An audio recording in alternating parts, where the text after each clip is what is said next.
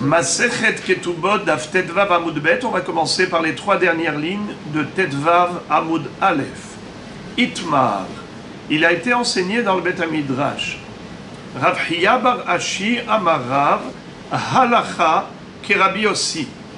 Rav Hiya bar Ashi, au nom de Rav, et posek la halacha comme Rabbi Yossi. Qu'est-ce qu'a dit Rabbi Yossi dans notre Mishnah? Rabbi Yossi, dans notre Mishnah, nous a raconté une histoire triste, comme quoi une jeune fille qui est partie puiser de l'eau dans le puits s'est faite violer. Et on ne savait pas qui était le violeur.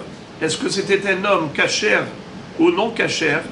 Peut-être un goy, peut-être un mamzer.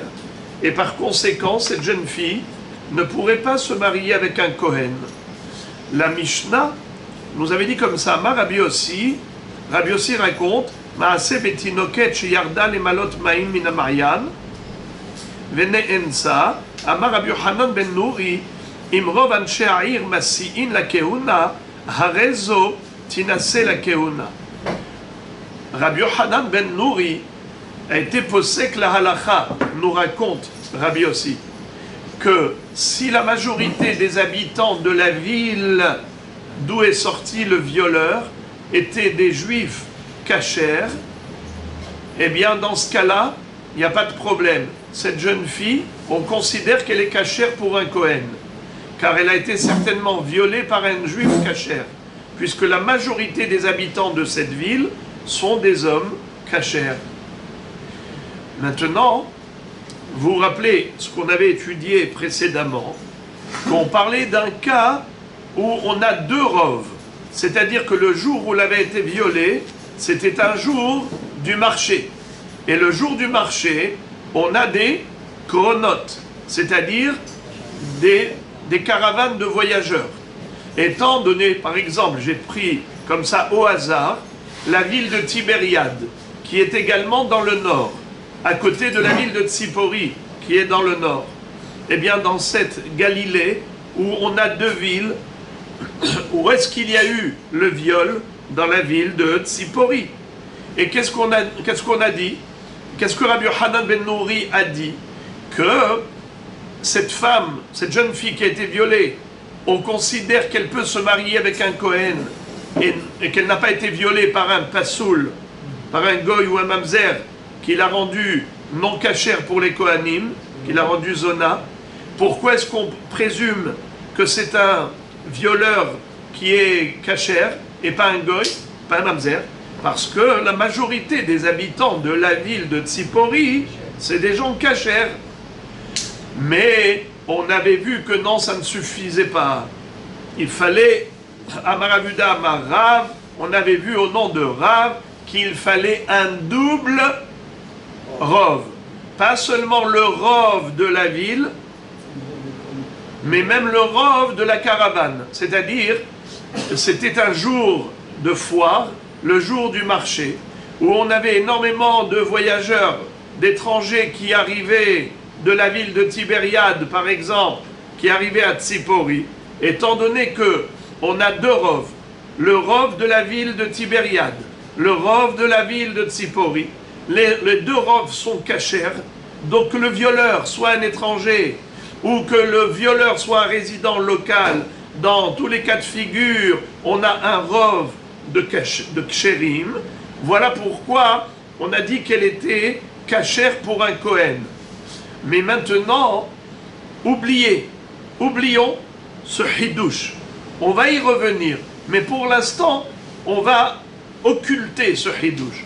Et on va lire la Mishnah telle qu'elle est écrite. Qu'est-ce qui est écrit dans la Mishnah? Si le rov des habitants de la ville sont cachères, alors cette fille, elle est cachère pour les Kohanim. On n'a pas parlé de deux rovs, on n'a parlé que d'un rov. Très bien. Et c'est qui nous raconte l'histoire? Rabbi Yossi.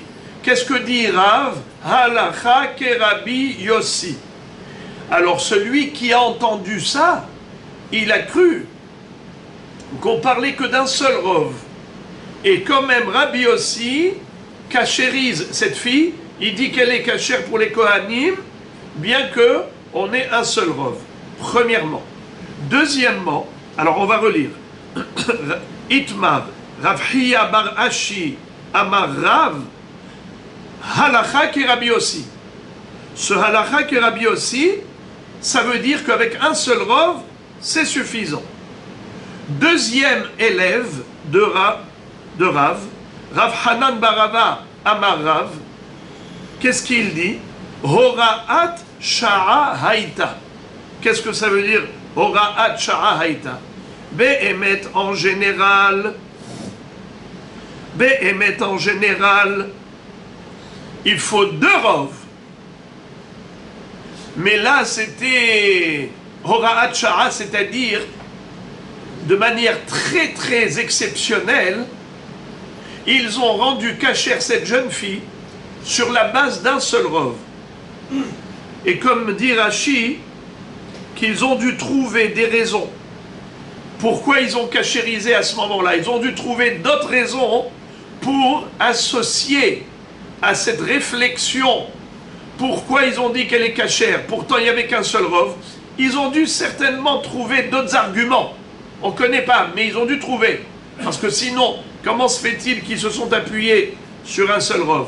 Mais en tout cas, dans l'histoire, il y avait un seul Rav. Et quand même, ils l'ont rendu cachère de manière exceptionnelle. Hora'at sha'a, c'est un enseignement halachique qui n'était que pour cette génération, que pour cette histoire. Mais en général, il faut 2 Rav. Regardez, s'il vous plaît, l'avant-dernière ligne de Rashi. Hora'at sha'a haïta. C'était un enseignement de halacha spécifique à cette génération. Hach de Rabbi Yochanan ben Nouri, tzorer sha'a haïta. C'était en fonction du besoin à ce moment-là.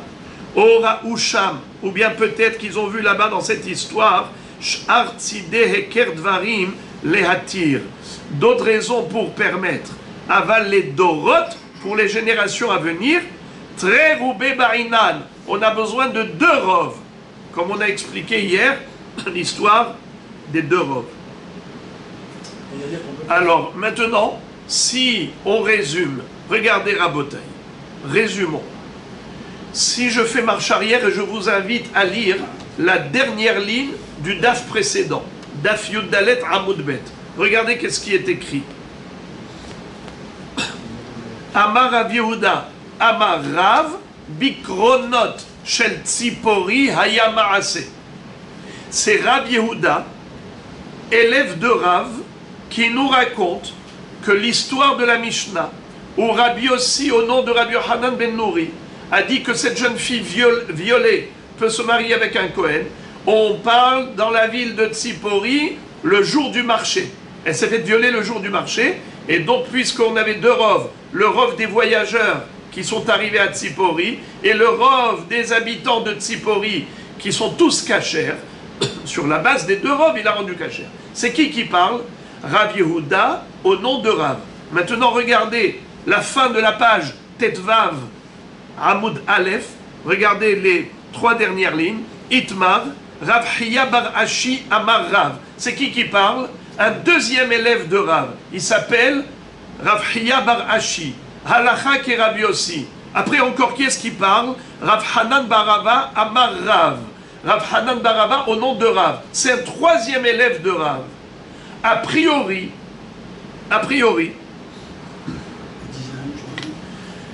le premier élève qui a dit Halacha ki Rabbi Yossi, qu'est-ce qu'il dit? Il n'est pas d'accord avec Rabbi Yehuda. A priori, il n'est pas d'accord avec Rabbi Yehuda. Pourquoi? Parce que Rabbi Yehuda, lui, il a dit au nom de Rav qu'il faut 2 Rav. Tandis que Rav Hiya bar Ashi, qu'est-ce qu'il dit? Un seul Rav. Et après ça, Rav Hanan bar Rav, qu'est-ce qu'il dit? Il fait un compromis. Il dit, l'histoire qui a eu lieu, ça s'est passé à Tzipori, ainsi de suite, là-bas, Hora'at sha'a haïta. Là-bas, pour d'autres raisons, ils ont autorisé avec un seul Rav. Mais en temps normal, il faut 2 Rav.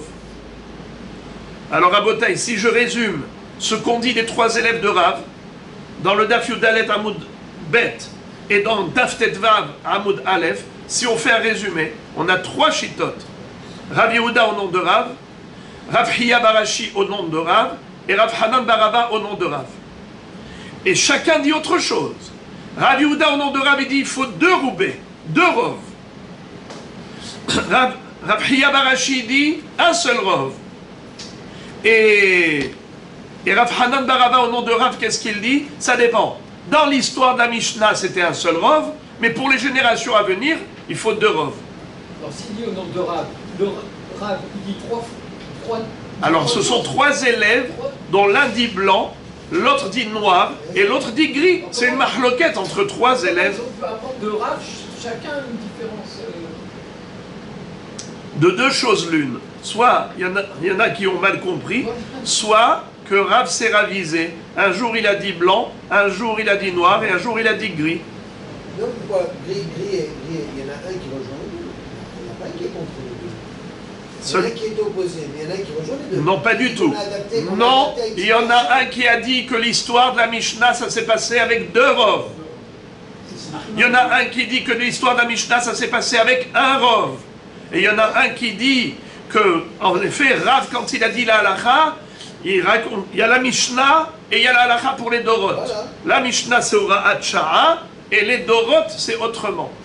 Mais, non, mais il y en a un qui dit que, mais non, il y en a un qui dit un seul rov, les Dorot. Il y en a un qui dit 2 rov, les Dorot, et à cette époque. Et le troisième dit, à cette époque, ils avaient dit un seul rov, et pour les générations à venir, 2 rov. Bon, en tout cas, c'est clair. Maintenant, par rapport à cette approche, par rapport à cette compréhension des 3 élèves de Rav, Rabbi Irmia pose une question à qui il s'adresse? Au deuxième. Pas à Rav Yehuda au nom de Rav, pas à Rav Hiya Barashi au nom de Rav, à Rav Hiya Barashi au nom de Rav, pas le troisième, Rav Hanan Baraba au nom de Rav. Qu'est-ce qu'a dit le deuxième? Aidez-moi. Non, ça c'est le troisième. Bravo. Le deuxième, Rav Hiya Barashi, il a relaté les paroles de Rav telles que nous, on a compris la Mishnah. Quand on lit la Mishnah, qu'est-ce qui est écrit? Un rov. C'est tout. Et la halakha, elle est comme ça. Alors maintenant, il s'adresse à lui, il dit, quoi? Comment tu peux faire dire à Rav qu'avec un seul rov, c'est suffisant? Les Dorot, c'est ça la halakha. Metiv Rabbi Irmia, ou l'yohassin, l'obainan, très roubé. Ah bon? Est-ce qu'on peut autoriser pour les yohassin, c'est-à-dire pour les mariages, une jeune fille qui a été violée par un homme dont on ne connaît pas la nature, on ne connaît pas son origine, et cet homme-là, avec un seul rov, tu dis que cette fille elle est cachère? Pourtant il y a une Mishnah qui dit Vehatnan, il y a une Mishnah dans Masechet Marshirin où il est écrit Matzabatinok mushlach im rov ovde kochavim oved kochavim im rov Israël Israël mehetza mehetza Israël. Qu'est-ce que ça veut dire? Nous avons une Mishnah qui dit que si jamais on se trouvait dans une ville où habitaient des Juifs et des Goïms, et on a trouvé un enfant jeté, Matzabatinok mushlach, qu'est-ce qu'il est cet enfant? Juif ou Goy? Alors la Mishnah nous dit ça dépend. Si la majorité des habitants sont des Goïms, il est Goy. Si la majorité des habitants sont des Juifs, alors on le considère juif. Mehetza, moitié-moitié, alors il est considéré Israël. La Gemara plus tard va poser la question, elle va dire, je ne comprends pas. Si déjà moitié-moitié, il est considéré Israël, alors qu'est-ce que c'est que cette histoire de Rov Israël? S'il y a une majorité d'Israël, il est Israël. On n'a pas besoin d'une majorité d'Israël pour dire qu'il est Israël. Si déjà en disant Mehetza, 50-50, tu dis déjà qu'il est considéré comme Israël. À plus forte raison, 51-49, 51%, 49%, c'est sûr qu'il est Israël. Si déjà 50-50, il est Israël. On verra cette question plus tard. Mais pour l'instant, fin de citation de la Mishnah. Alors, à propos de ce bébé qu'on a trouvé jeté, et on a dit que si la majorité sont des Israélim, alors il est considéré Israël. Amarav, lo shanu, ela leachyoto, aval yochassin, lo. Rav nous a dit que on considère que cet enfant est juif quand il a été trouvé jeté dans la rue, c'est uniquement par rapport au devoir de le faire vivre, comme il est écrit dans la Torah, Vahai ahicha imach. Mais pas pour les mariages. Aval yochassin lo. Rashi explique Aval yochassin lo de imbati que si c'était une fillette jetée dans la rue, Asura la Kohen, elle ne pourra pas se marier avec un Kohen. Va filou leka le mihash mishum asufi, même si il n'y avait pas de problème de asufi. Vous le savez que dans Masechet Kiddushin, on nous enseigne qu'un enfant qui est asufi, c'est-à-dire qui a été récupéré de la rue, est considéré comme safek mamzer, parce qu'en général, lorsqu'une femme dont le mari est parti outre-mer pendant des années, elle est restée seule, si Chas Shalom elle a trompé et qu'elle a eu un bébé, ce bébé elle le jette, parce qu'elle ne veut surtout pas que son mari revienne et qu'il la trouve avec un enfant, ça veut dire qu'elle a trompé de manière officielle. Mais quand elle le jette, nous dit la Gemara que ça dépend. Il y a jeté et jeté. Il y a jeté pour cette raison, comme on a dit, malheureusement elle a commis un adultère, mais parfois il ne s'agit pas de cela. Il s'agit d'un enfant qui a été abandonné dans la rue par une maman qui n'a pas les moyens de subvenir à ses besoins. Alors qu'est-ce qu'elle fait? Elle le met dans un berceau, elle écrit un petit mot en disant « pitié de cet enfant ». Alors regardez ce que dit Rashi, que ici, on ne parle pas d'un enfant jeté de manière sauvage comme un enfant mamzer. C'est pour cela qu'on ne craint pas que ce assoufi, que ce petit enfant, cette fillette qu'on a récupérée, soit mamzeret. On ne craint pas cela. Pourquoi? Rashi nous renvoie à Masechet Kiddushin. Meshalte admaya talepidka talekmira. Et regardez ma Masoret Hachas du côté gauche, ce qu'il écrit. Meshalte admaya metukani mevarav. Ça veut dire qu'elle lui a bien arrangé les membres, il est bien tenu. Pitka, kamia shel ktav, kamia shel ikarin, de'ahasa al hayav, ve'ochiach tchilato, she'ohevet oto, ve'lo ishlichato la mavet. C'est-à-dire que un mamzer, elle le jette à la mort, elle abandonne, elle n'en veut pas parce que pour elle c'est une tare. Tandis qu'un enfant qu'elle a eu dans les règles de l'art, en bonne et due forme, c'est seulement qu'elle n'a pas les moyens de le faire vivre, de subvenir à ses besoins. Alors elle le met justement de la manière la plus convenable et en écrivant « veillez sur lui, veillez sur elle ». Alors cette petite-là, elle est considérée comme n'étant pas mamzeret. Mais, nous dit Rashi, Miu haishinan shema bat rovet kochavim hi. Ce que nous pouvons craindre, c'est que peut-être c'est une fille que cette femme a eue avec un goy, n'est-ce pas? Et donc elle n'est pas cachère, psula la keuna. Et même dans un cas où elle est goya, qu'elle est guillorette, psula la keuna. Afiluktanazu asura la Kohen. Alors, d'être roubé ba'inan leyohasi. Dans quel cas cette petite pourrait se marier avec un Kohen? Que si on a deux roves. S'il y a un seul rove, elle est considérée juive pour la nourrir, mais elle n'est pas considérée juive pour se marier avec un Kohen. Sauf si on a deux roves. Si on a deux roves, le rove, comme on a dit hier, le rove mobile et le rove kavua, le rove des habitants locaux sont des juifs, kshérim. Le rove des étrangers qui viennent le jour du marché sont des juifs, kshérim. Et dans ce cas-là, on considère que cet enfant, en effet, serait apte à se marier avec un Kohen, que si on a très roubé.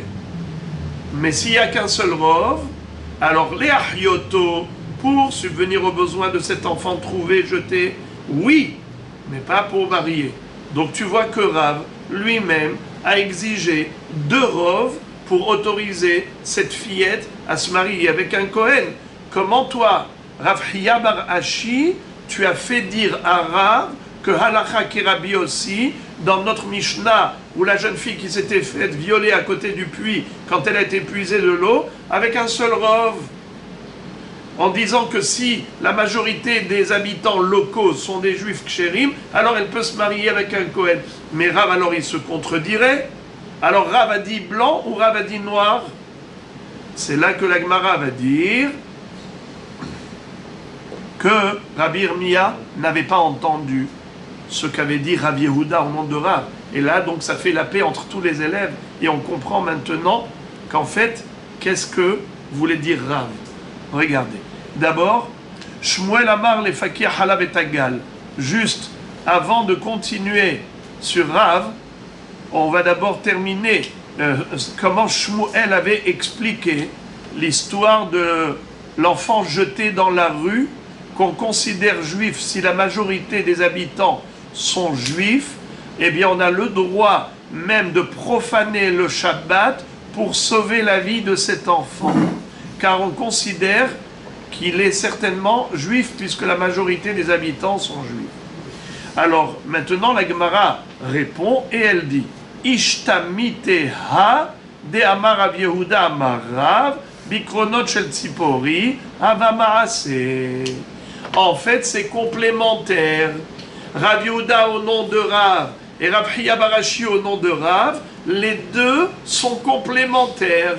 Rav Yehuda te dit au nom de Rav que la Mishnah elle-même, qui a raconté l'histoire de cette jeune fille violée, comme a dit Amar Rav Yossi, Maaseh B, Tinoket Shiarda le Malot Maimina Marian, Ensa, Amar Rabbi Yochanan ben Nouri, Imrov Anshe Ha'ir Masi'in la Keuna, Harezu Tinase la Keuna. Et Rav Yehuda, au nom de Rav, a complété cette histoire en disant que ça s'est passé dans la ville de Tzipori le jour du marché. Bikronot shel Tzipori Haya Maaseh. Et donc on a deux Rov. Ah, on a deux Rov, alors j'ai tout compris. Quand Rav Hiya bar Ashi a dit au nom de Rav, Halacha Kerabi aussi, de quoi il parlait? Eh bien, il parlait de la Mishnah. Et la Mishnah, de quoi elle parlait? D'un honest qui a eu lieu le jour du marché. Et donc, à ce moment-là, on a deux Rov. Alors, tout va bien dans le meilleur des mondes. Il n'y a aucune contradiction. Car, en effet, pour que cette jeune fille puisse se marier avec un Kohen, il faut deux Rov. Et maintenant, la Gemara va se focaliser sur le troisième élève de Rav, Rav Hanan bar Rava. Ou le Rav Hanan bar Rava, de Amar, Hora'at Sha'a Haïta, Kashia, Kashia. Qu'est-ce que ça veut dire? D'après Rav Hanan bar Rava qui a dit que juste à ce moment-là, ils avaient dit que c'était kasher. Ça veut dire que normalement, pour les générations à venir, c'est assourd une jeune fille pareille qui va être violée, elle ne sera pas cachère pour les générations à venir. Pourquoi? Parce qu'il n'y avait qu'un seul rov. Mais tu m'as dit qu'il y a deux rov. Réponse, Hamande Matneha, pardon, Kashiaha, Kashiaha, c'est comme ça qu'il faut lire. Kashiaha, d'après celui qui dit que c'était Ora Hatcha'a, ça veut dire que dans la Mishnah, on n'a parlé que d'un seul rov. Et tout de même, on a autorisé, parce qu'on avait trouvé d'autres arguments supplémentaires pour cachériser cette fille. Ça veut dire que là-bas, il n'y avait qu'un seul rov. Kashiaha, ça contredit la Mishnah qu'on vient de dire maintenant, que si on a trouvé un enfant jeté dans la rue, eh bien, cette petite-là ne pourra pas se marier avec un Kohen. Et pourtant, la majorité des habitants sont des juifs kashers. Kashiaha. La réponse, man de matneha, lo matneha. C'est-à-dire, en effet, tu as absolument raison. Celui qui pense que ici il y avait très roubé, lo matneha. Il ne pense pas que, il n'est pas d'accord avec Rabbi Yehuda, qui a dit que dans les chronos de Tzipori, il y avait deux roubim. Il y avait deux rov. Pas du tout. Il n'y avait qu'un seul rov. Et tout de même, on a autorisé, mais c'était ponctuel. C'était juste pour cette génération, parce qu'ils avaient trouvé d'autres arguments supplémentaires pour cachériser cette fille. Donc ça veut dire qu'en effet, il y a une mahloket juste entre Rav Hanan bar Rava et Rav Yehuda, les deux élèves de Rav. Rav Yehuda au nom de Rav nous dit que dans cette Mishnah il y avait 2 roubim, et c'est pour cela que on a autorisé cette fille, et tandis que Rav Hanan Barava nous dit au nom de Rav qu'il n'y avait qu'un seul rov. Mais pourquoi on l'a autorisé? C'est parce que il y avait là-bas d'autres raisons supplémentaires sur lesquelles on s'est appuyé pour la cachériser pour un Kohen. Et maintenant la Gemara va se focaliser sur la Mishnah dans Marchirin, à savoir l'enfant trouvé abandonné dans la rue. Goufa, Matzaba Tinok Mushlach. Si on a trouvé un bébé jeté dans la rue, Imrov Rovde Koravim, Rovet Koravim. Si la majorité des habitants de cette ville sont des goïms, on considère que l'enfant est goïm. Imrov Israël, Israël. Si la majorité sont des juifs, on considère qu'il est juif. Mehetza al Mehetza, Israël. Si c'est moitié-moitié,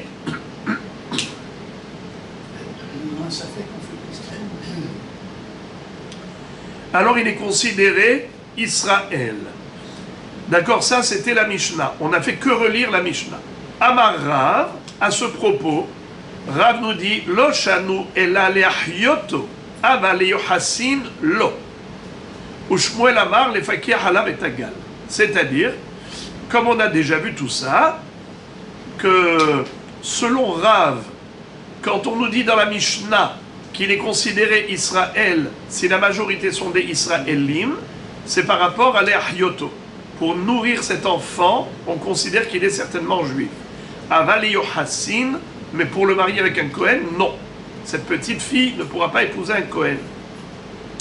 Sauf s'il y a 2 rov.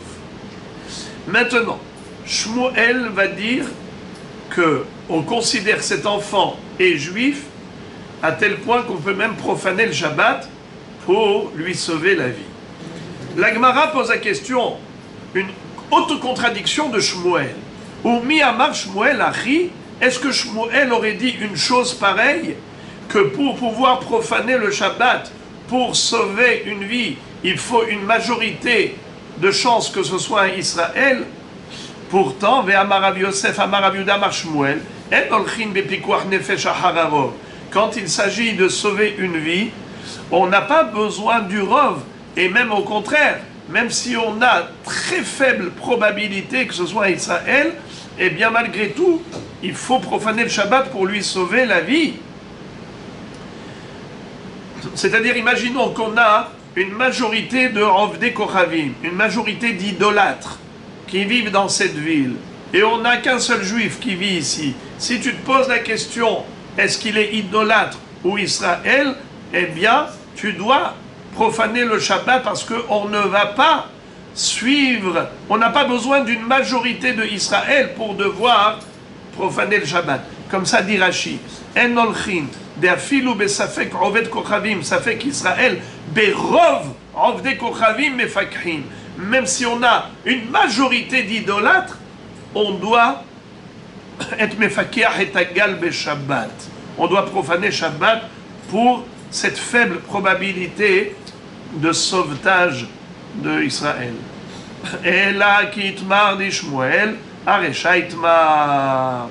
Alors Shmuel, à propos de la Mishnah dans Masechet Marchirin, concernant le bébé qu'on a trouvé jeté dans la rue, et on avait dit Imrov Israël Israël, Imrov de Koravim Oved Koravim, Mehetza Mehetza Israël. Par rapport à cela, il te dit Imrov Oved Koravim, Oved Koravim, si la majorité des habitants sont des idolâtres, alors lui aussi il est considéré Oved Koravim, Amar Shmuel, Ulfakeach et Agal Enoken. Qu'est-ce que ça veut dire? Ulfakeach et Agal Enoken. Concernant le sauvetage d'une vie, Enoken, on ne considère pas qu'il est certainement idolâtre. Même si la majorité des habitants sont des Rovdei Kochavim, pour les Fakir et Tagal, vous savez c'est quoi les Fakir et Tagal? J'ai oublié de traduire. C'est de retirer les gravats et les décombres de la ruine de l'éboulement. Imaginons quelqu'un se trouve enseveli avec un monticule de tas de pierres, parce qu'il y a eu un éboulement. et lui se retrouve sous les gravats. Est-ce que pendant Shabbat, on a le droit d'aller tout déblayer pour lui sauver la vie? Les fakeyah et agal. Réponse, nous dit Shmuel, même si la majorité des habitants ici sont des Ovdei Kochavim, des idolâtres, il faut le faire. Parce que les Inyan, les fakeyah et agal, enoken, on ne considère pas qu'il est Ovdei Kochavim. Les Inyan, les fakeyah et agal, même pour une faible probabilité, on doit être Mehalel Shabbat pour peut-être sauver une vie. Maintenant, la Gemara pose la question, elle dit, alors dans ce cas-là, c'est quoi Imrov Ovdei Kochavim, Oved Kochavim? Alors par rapport à quoi? On a dit qu'il faut le considérer goy, si la majorité des habitants sont goy, pour lui sauver la vie. Tu as dit que même dans ce cas-là, il faut sauver la vie. Alors, par rapport à quoi on a dit qu'il est considéré comme Oved Kochavim? Lema ilcheta. Amar Rav Papa. Lea achilo nevelot. C'est-à-dire, pour lui donner à manger des charognes, c'est-à-dire que quand tu as fait la shrita, et la shrita n'est pas cachère, alors à qui tu vas donner la nevela? Tu pourras lui donner à cette personne. Mais comment ça? Mais peut-être qu'elle est juive. Mais tu dis non, elle n'est pas juive, parce que la majorité des habitants de cette ville ne sont pas juifs. Hein? Très bonne question. Je répète la question de Rabbi Shimon. Mima nafshach. De deux choses l'une. Soit tu considères qu'il est juif, soit tu considères qu'il est goy. Pour lui sauver la vie, tu dis qu'il est peut-être juif. Et pour lui donner à manger des nevelot, tu dis qu'il est certainement goy. La réponse, c'est très simple. C'est que pour le normal, le classique, lui donner à manger nevela, alors la Torah nous a dit Ahare Rabim Lehatot. Mais en ce qui concerne le sauvetage d'une vie, même ça fait que Pikuach Nefesh Dohe Shabbat. Et même si on n'a qu'une chance de sauver une vie, une chance sur 100, eh bien, on se doit de le faire. Imrov Israël, Israël, les Maïl Cheta. Quand tu me dis que la majorité, si la majorité des habitants locaux sont des juifs, alors il est considéré comme Israël. Par rapport à quoi? Amarav Papa le'achzirlo aveda. Par rapport à la mitzvah de restituer un objet trouvé. Et si à la mitzvah de Hashavat Aveda, on voit quelqu'un qui a perdu un objet, alors il y a obligation d'aller chercher le propriétaire. Cette mitzvah, c'est d'Afka par rapport à un Israël, à un juif. Mais par rapport à un idolâtre, il n'y a pas de mitzvah de Hashavat Aveda par rapport aux idolâtres. Nachon, on n'est pas obligé d'aller restituer l'objet trouvé. Alors, c'est ça le Inyan. D'ailleurs, Rashi nous cite ici la halacha que Afilu Yamem Aïsou, Amachzir Abeda Leknaani, Alav Akatuv Omer, Lema'an Tsefot Haraba et Atsemea, Sheishva Mitzraim, Lechashivutan Shel Israël, Veneemar Lo Yove Hashem Selo Achlo. Donc il y a toute une Gemara dans Sanhedrin d'Afaïn Vav que je ne vais pas maintenant étaler, mais en tout cas, la mitzvah de restituer l'objet trouvé à son propriétaire qu'il a perdu, c'est vis-à-vis de Israël. Alors si la majorité des habitants ici sont israélim, alors tu as trouvé ce portefeuille, tu vas lui rendre à ce monsieur. Même si tu ne sais pas qui il est, on va d'après la majorité, donc il est Israël. Mehetza Israël lema ilcheta. Tu as dit si on a 50-50 d'habitants dans cette ville, 50% de juifs, 50% d'idolâtres, alors tu dis, eh bien, cette personne certainement elle est Israël. Lema ilcheta. Par rapport à quoi? À Marish Lakish, Linzakin, par rapport au dédommagement pour un dommage. On sait très bien que normalement, il y a des indemnités à reverser lorsqu'il y a eu un dommage causé à autrui. Par exemple, mon taureau a encorné le taureau de l'autre. N'est-ce pas? La Torah, elle parle de ça. Si le bœuf de Réhouven a encorné le bœuf de Shimon, quel est le din? Alors si c'est pour la première fois qu'il a fait ça, ça s'appelle shortam, il paye que Khatsi Nezek, la moitié du dommage. Si c'est la deuxième fois, pareil, 3 fois. Mais après, quand il devient Shor Mu'ad, on passe de Khatsi Nezek à Nezek Shalem. Il faut payer le plein pot, la totalité du dommage. Maintenant, ce din-là, il n'existe que entre juifs et juifs. Mais entre juifs et idolâtres, quel est le din? Le din, il est comme ça. Si le bœuf du juif a encorné le bœuf de l'idolâtre, alors il n'est pas totalement de payer.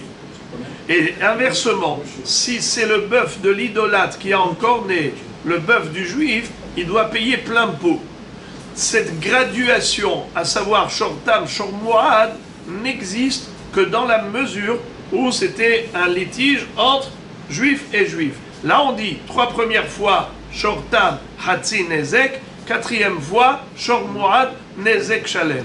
Alors maintenant les amis, la Gemara nous dit, si maintenant, voilà qu'il a encorné, le bœuf de l'un a encorné le bœuf de l'autre. Vous avez compris que tout ça, c'est une façon de parler d'un Nezek, n'est-ce pas, des Nezakim, des dommages. Alors voilà. Amarish Lakish Linzakin. Si la majorité, si c'est Mehetza, si on est moitié-moitié, 50% des habitants locaux sont des juifs, la moitié sont des idolâtres, et maintenant il y a eu encornement, comment tu dois considérer? Est-ce que tu dois aller chercher cette personne pour la dédommager, oui ou non? Alors on te dit comme ça. Tu considères que, oui, c'est un Israël. Oui, c'est un Israël. Alors la Gemara pose la question, elle dit de quoi on parle?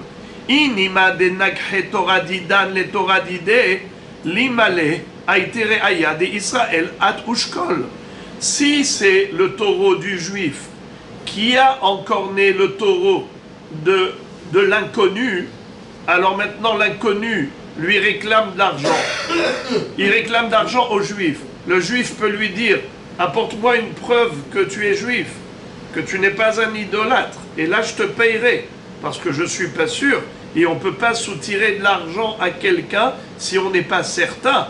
Hamotzi mehavero alavare aya. Comment la Mishnah a pu dire Mehetza, Israël? On a 50% d'idolâtres, 50% de juifs qui habitent dans cette ville. Alors, pour les Nezakim, tu considères qu'il est juif et tu payes. Ça veut dire quoi, tu payes? Moi, je vais payer à quelqu'un que je ne sais même pas s'il n'est pas idolâtre. Il y a 50% de chances qu'il est idolâtre. Pourquoi la Mishnah le condamnerait à payer? Mais Hamotzi mehavero alavare aya, qui lui disent, alors je dis en araméen, Inima, si on parle du cas des Nakhe, qu'il a encorné, Torah d'Idan, notre taureau, les Torah d'Idé, à son taureau à lui, l'Imale, il pourrait lui dire, Aïtere Aya, apporte une preuve des Israël at, que toi tu es un Israël, ou Shkol, et là tu prendras l'argent du dédommagement. La Gemara répond, La Tsericha, des Nakhe, Torah d'Idé, les Torah d'Idan. Qu'est-ce que ça veut dire? C'est en fait, c'est son taureau à cet inconnu qui a encorné le taureau du juif. Et à ce moment-là, il lui dit comme ça, le Torah d'Idan, Palga Meshalem. Alors déjà, il faut qu'il lui paye la moitié. Ve'idar Palga Marleu, Aitere Aya Delav Israël Anna Ve'eten Lechon. Qu'est-ce que ça veut dire? Déjà, il faut qu'il lui paye la moitié. Pourquoi? Parce que si c'est un Israël, normalement, si c'est un idolâtre, qu'est-ce qu'on a dit? L'idolâtre qui encorne, le taureau de l'idolâtre qui a encorné le bœuf du juif, combien il paye? Bravo, plein pot depuis le début, Nezek Shalem. Et là maintenant, c'est la première fois qu'il a encorné. Normalement, il devrait lui payer Khatsi Nezek, que 50%. Alors déjà, on lui dit comme ça, 50%, si tu es juif, tu dois payer 50%. Alors donne-moi les 50% déjà. Palga. Palga, ça veut dire la moitié du dommage. Palga Meshalem. Ve'idar Palga, Amar Lehu, pour l'autre moitié, il lui dit Aïtere Aya Delav Israël Anna Ve'eten Lechon. Il dit qu'est-ce que tu prétends? Que je suis un idolâtre? Et donc il faut que je te paye encore l'autre moitié pour payer le plein pot. Tu as une preuve que je suis idolâtre? Apporte-toi une preuve que moi je suis idolâtre. Toi juif, tu dis que je ne suis pas juif, tu dis que je suis idolâtre. Apporte-moi une preuve. Et donc, tant que tu n'as pas de preuve que moi je suis idolâtre, moi je dis que je suis juif, et donc tu ne peux pas me soutirer d'argent. Donc il aura payé que 50%. C'est exactement le digne d'un Israël. Mechetza al-Mechetza, Israël. Il est considéré comme un Israël dont le bœuf a encorné pour la première fois le taureau d'un autre Israël. Combien il doit payer? Hatzinezek, la moitié du dommage. Eh bien c'est exactement ce qu'il va lui payer. Parce qu'il va lui dire, qu'est-ce que tu prétends? Que je suis idolâtre et donc il faut que je te paye les 100% et pas seulement 50% du dommage? Eh bien, apporte-moi une preuve que je suis idolâtre. Encore une fois. Aïté re'aya delav Israël ana ve'eten lechol. Hadran halach betula niset. On a terminé le premier pérec de Maseret Ktubot. Baruch Hashem.